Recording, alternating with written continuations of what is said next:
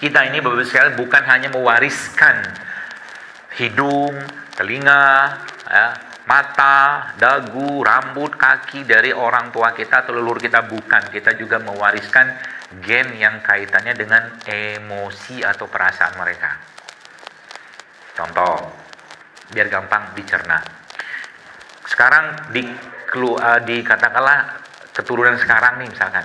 Keturunan 2 di atasnya, katakanlah sudah ada, meninggalkan segala macam. Keturunan di bawahnya meninggal juga, masih ada. Tapi di sini misalnya, ini Anda nanti coba, bukan iseng-iseng, coba diulik-ulik sebentar. Yang ini semua kena jantung nih. Ada tiap rombongan keluarga itu kena jantung tuh. Ini jantung, nih jantung, nih jantung. Yang ini ada juga jantung, ada juga jantung. Nanti kalau diambil satu benang merahnya, itu bukan pasti. Kemungkinan besar dari apa yang saya pelajari itu akan ada satu jalur emosi atau genetik emosi yang sama di antara mereka tuh. Pasti ada. Kenapa? Kaidahnya adalah bahwa penyakit itu juga ada kaitan dengan emosi. Itu baru jantung. Nanti lain lagi kalau kita bicara diabetes. Ada lagi tuh cerita itu. Ini diabetes, ini diabetes. Jangan ada kalimat yang muncul sebagai bentuk pembenaran, ya kan? Kalimat yang muncul sebagai bentuk pembenaran supaya nggak banyak mikir apa, kami ini keluarga keturunannya diabetes. Betul? Terus mau diapain kalau kayak begitu?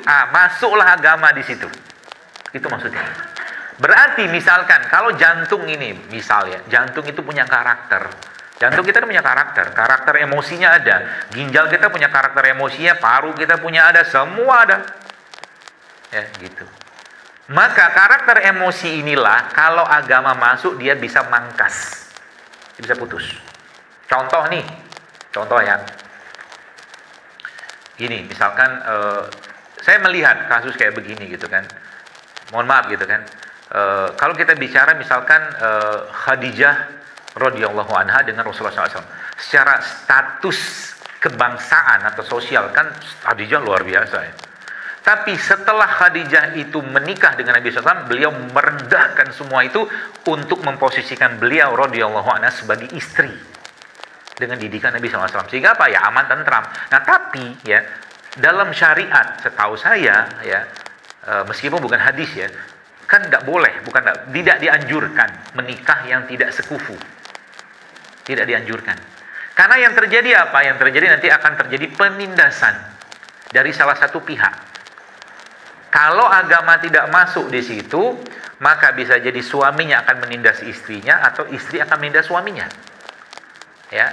Sehingga apa? Kalau misalkan suaminya ini, misalkan dari status yang luar biasa, kayalah, status ini itu segala macam, istrinya dari orang misalkan dari orang biasa, desa misal. Ya, tanpa agama yang kuat dari suami ini, maka dia akan menjadi penindas buat istrinya. Sudah tahu kenapa Zainab itu diceraikan Zaid bin Sabit? Itu kisahnya itu.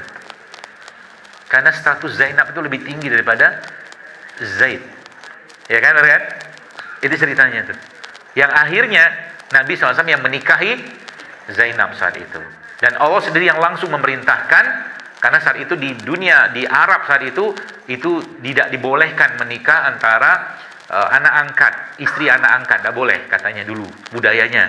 Maka Islam datang mutus itu, tidak ada ceritanya. Allah yang langsung perintahkan Nabi menikahi Zainab, gitu, ya.